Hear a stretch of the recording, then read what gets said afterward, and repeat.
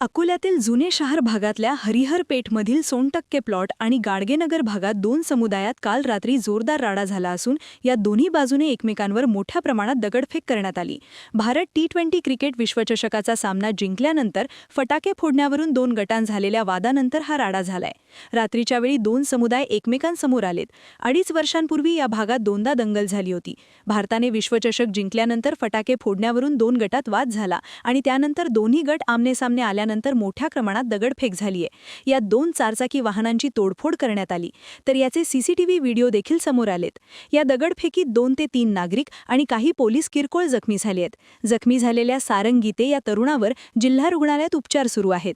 तर या घटनेनंतर पोलिसांनी लगेच घटनास्थळी धाव घेत परिस्थिती नियंत्रणात आणली आहे. सध्या या भागात मोठा पोलीस बंदोबस्त लावण्यात आलाय. या दगडफेक प्रकरणी रात्री उशिरापर्यंत कोणालाही ताब्यात घेण्यात आलं नव्हतं. सकाळी या प्रकरणी दोषी आरोपींवर गुन्हे दाखल करण्याची प्रक्रिया करण्यात येणार आहे. तर यासोबतच दोषींना ताब्यात घेण्यासाठी पोलीस कोम्बिंग ऑपरेशन राबविणार आहे. वाद झाला होता. काय कारण होतं? आज अंदाजे 11:15 वाजता गाडगेनगर 60% प्लॉट येथे हिना बेकरी त्या ठिकाणी दोन गटामध्ये वाद झालेले. त्यांच्या जुन्याची वाद होत्या. जुन्याची वादामुळे वाद झाले आणि थोडंफार दगडफेक झालेले होते. तुरंत तिकडे पोलीस पोहोचाय आणि नंतर दोन गट सेपरेट केलेले आणि काही लोकांना ताब्यातला पण घेतलेले. आणि तिकडे आपल्याला प्राथमिक माहिती पण मिळाली की काही लोक दारू पिले होते.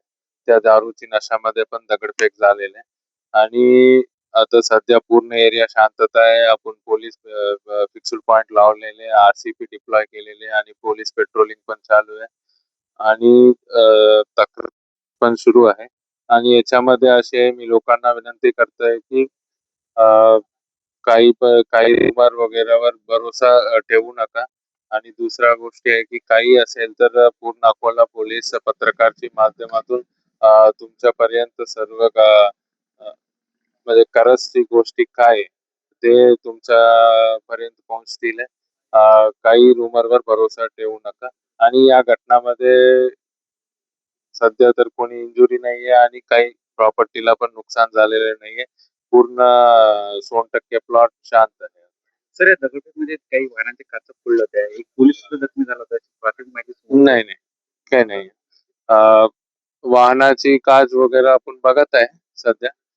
मोठे प्रॉपर्टीची काही नुकसान झालेले नाहीये. पोलीसची काही इंजुरी नाहीये सध्या. तर काय नेमकं मास्टरमाइंड म्हणजे काय काही नाही, प्राथमिक माहिती आपल्याला अशी भेटलं, एक्सचेंज ऑफ वोट्स झाले, शिवगाळी वगैरे झाले, त्याच्यानंतर दगडफेक चालू झालेली. साधारणतः दोन्ही गटांची किती लोकांना ताब्यात घेतलं? अंदाजा 25-25.